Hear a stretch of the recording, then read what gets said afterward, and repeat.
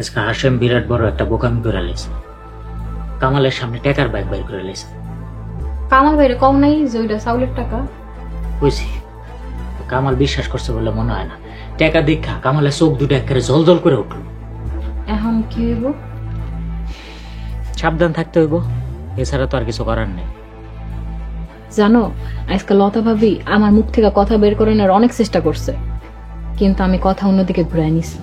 খুব ভালো করছো। সাবধান থাকতে হইব, কারণ সবাই সুযোগের অপেক্ষায় আছে। সুযোগ পাইলেই সবল দিব, তাই সাবধান। সেইটা না হয় সাবধান থাকলাম, কিন্তু এমন কইরা আর কতদিন যুদ্ধ চালায় যাবো? যতদিন পর্যন্ত কেউ হার না মানে ততদিন। আচ্ছা ঠিক আছে, দেখি ওরা কত দূর পর্যন্ত খেলতে পারে। এই তো আমার বউয়ের মতো কথা কইছো। লোক শুয়ে পড়ি, রাইতো না বুঝি।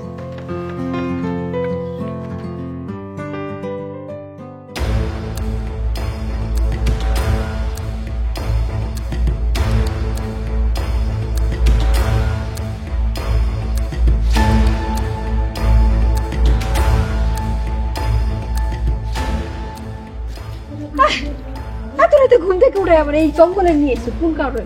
আস্তে কো এত রাইতে নিয়ে এসে কারণ ওই ঘরের সামনে কথা কইতে পারো না, ওরা উঠটা পড়বো, টের পেয়ে যাইবো, এলে কি তুই আনছি কুফন কথা। কি কথা? তোমার যে খোঁজটা নিতে কইছিলাম, নিছিলা? ভাই নাই, কুসুম এত চালাক, কিছুতেই কিছু কইল না। আমি তো জানি, তোমার আগেও আমি এটাই কইছিলাম, কুসুমের মুখ এত সহজে খোলা যাইব না। কিছু জানতে পারছো? তুমি তো আজকে সারাদিন মতির লগেই আসিলা। কিছু না, আমি পুরো ঘটনাটাই জানবার পারছি। মতি কোন জায়গায় পাথরগুলো লুকায় রাখছে রে জানছো? আমি তোমারে কইছিলাম না, মতি এই সাইজ চালাকের চালাক, এই পাথর সে কই রাখছে এটা সহজে বাইর করা যাব না। তো কইতে পারো, ভাগ্য ভালো দেখা জানবার পারছি। কও না কই রাখছে। আজকে না, কালকে তোমারে কমু, খেলা দেখতে পারবা কালকা। এখন এই খবর জানানোর পরে এখন যদি আমি না জানি, তাহলে আমি পেট ফেটটা মরে যাবো। আরে পেট ফাইটটা কালকে মইরো, আজকে মরার দরকার নাই। কালকে দেখতে পারবা যে খেলাটা কি হয়। এখন চলো ঘরে চলে যাই, সবাই উঠে পড়বো।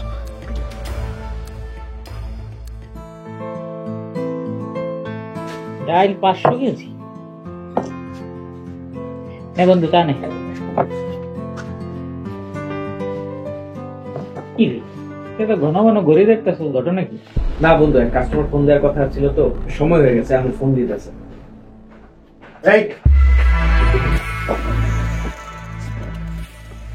এই অর্ডার মালিক কে? আমি। আপনার নাম? মতি মিয়া। কদিন ধরে ব্যবসা করেন? 4 মাস হইব। ক্যান্সার কোনো সমস্যা? আপনার নামে অভিযোগ আছে, আপনি চালের ব্যবসার আড়ালে স্মাগলিং করেন। আরে কি সব আবিজাবি কইতাছে? হ্যাঁ আপনি কি কইতেছেন? আমি তো কিছু বুঝতাছি না। সবই বুঝতে পারবেন, আর ওটা সার্চ করি, তারপর সব বুঝে যাবেন। এই সার্চ করো। আরে আমি তো কিছু করি নাই, সার্চ করতে হবে কেন? তুই ভয় পাইতেছিস কেন? তুই তো কোনো অপরাধ করস নাই, তারপর লোকে তর্ক করিস না, করতে দে। ভালো করে সার্চ করো। আমরা জানতে পারছি আপনি কয়দিন আগেও দিনমজুরের কাজ করতেন, হঠাৎ করে এত বড় ব্যবসা প্রতিষ্ঠান চালু করছেন কিভাবে? আমার এক বন্ধু আমার এই ব্যবসা ধরায় দিছে, টাকা পয়সা যা দেওয়ার হয় দিছে। আপনার কোন বন্ধু আপনার এত টাকা দিছে, তার নাম্বার দেন। আর আপনার এই ব্যবসার যত কাগজপত্র, ট্রেড লাইসেন্স সব আমাকে দেখান। দাঁড়ান,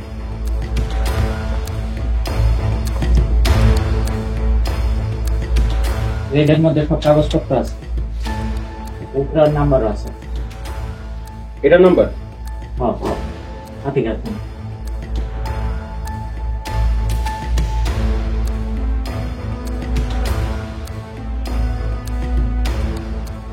হ্যালো, আতিক হাসান বলছেন? জি, আমি আতিক হাসান বলছি। আপনি মতি মিয়া নামে কাউকে চেনেন? আপনি কি তাকে ব্যবসা করার জন্য টাকা দিচ্ছেন?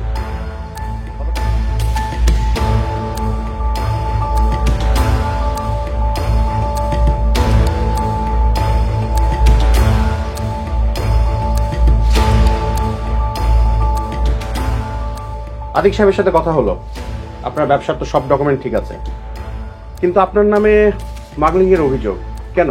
স্যার বিশ্বাস করেন, আমি কিছুই করি নাই। স্যার, এখানে চাউলের ভিতরে কালো পাথর।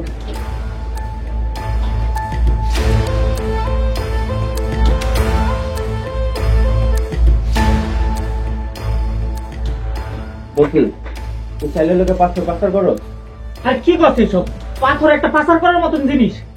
তাহলে আপনার চালের মধ্যে পাথর আসলো কোত্থেকে? আর এটা কি পাথর? আমি জানি না।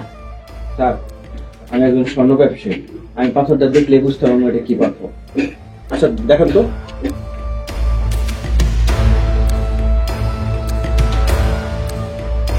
কি পাথর কিছু বুঝলেন?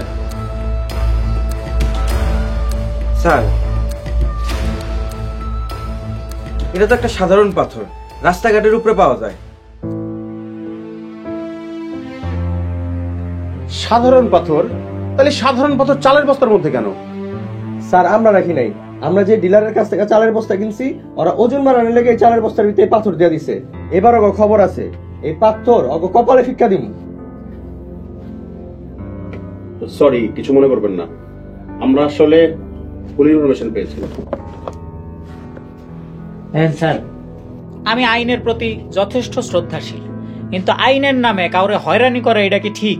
হ্যাঁ, আপনারা এই যে আমারে হয়রানি করলেন, আমার সময় নষ্ট করলেন, আমার ইজ্জত নষ্ট করলেন, এর জরিমানা কে দিব? এখন কেউ যদি আপনার নামে আমার কাছে অভিযোগ করে তাহলে আমরা কি করব বলেন? এটা নয় বুঝলাম, কিন্তু পাইলেন না তো কিছুই। এখন কোন এই ফালতু অভিযোগটা কে করছে? যে আসলে অভিযোগটা করেছে সে প্রপারলি ইনফরমেশন দেয়। কিন্তু আপনার দিতে হইব স্যার, নাইলে আমি এসপি সাহেবের কাছে আপনার নামে অভিযোগ করুম যে আপনি ঘুষের টাকার লগে আমারে হয়রানি করছেন। আর এই বাজারের মালিক সমিতির সবাই আমার লগে আছে। হ্যাঁ, সবাই মিললে যদি আপনার নামে অভিযোগ করে তাহলে আপনার কি অবস্থা হইব একবার চিন্তা করে দেয়। কামাল তালুকদার নামের একজন অভিযোগ করেছে।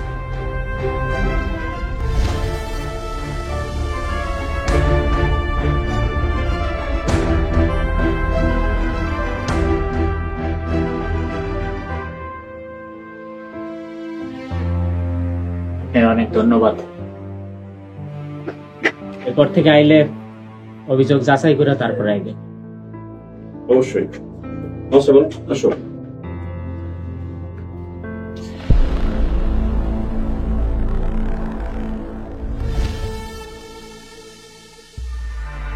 আমার স্বামী আপনার নিজের আপন ভাইয়ের মতো দেখছে, আর আপনি আমাকে লগে এমন করতে পারলেন? তুই কেন এমন করলি? ওই জমি আমার, ওই জমিতে তুই কষ্টে পাথর পায়া এত তাড়াতাড়ি বড় লোক হয়ে গেলি, আর আমি তোর এমনি এমনি ছেড়ে দেবো? তুই তো আমার এমনি এমনি ছেড়া দেশ নাই। আমার মাইরা আমার কাছ থেকে কষ্টে পাথর চিন্তাই করে নিয়ে গেছস, তারপরে তোর এত রাগ? হ্যাঁ, আর তুই তো কইছিলি ওই জমি তো না, ওই জায়গায় যা পামো সব আমার, তারপরে কষ্টে পাথর তোর হয় কেমনে? ওই জায়গা আমার, ওই জায়গা থেকে তুই যা যা পাইছস সব আমার। তুই স্বাভাবিকভাবে যদি না দেস আমি তোর কাছ থেকে কায়রা নিব। প্রথমে যদি তুই এই কথাটা কইতি না তাহলে আমি সত্যি সত্যি তোরে সব দিয়ে দিতাম। এত কিছুর পরেও তুই এটাই চাস? আমাগো জিনিস আমরা নিমু, এতে এত কথা কর্ণের কি আছে? কিসের জিনিস? এটা কি আপনাকে বাপ দাদার সম্পত্তি যে ভাগ বসাইতেছেন এমনে? বাপ দাদার সম্পত্তি না হলেও ওই জায়গাটা আমার। আগেও কইছি, আবারও কইতেছি, ওই জায়গায় যাবতীয় সকল জিনিসের মালিক কে? আমি। আমারে আপনারা যদি স্বাভাবিকভাবে না দেন আমি ওই জিনিস কায়রা নেব। আর হন, আমার খেলা কিন্তু শেষ হয় নাই। তুই যদি আমার কাছ থেকে কায়রা নিতে চাস তাহলে নিয়ে যা, আমিও দেখবো তুই কত দূর পর্যন্ত খেলতে পারো। যা, তুই দেখবি, তোরে আমি দেখাবো। তাই চলো।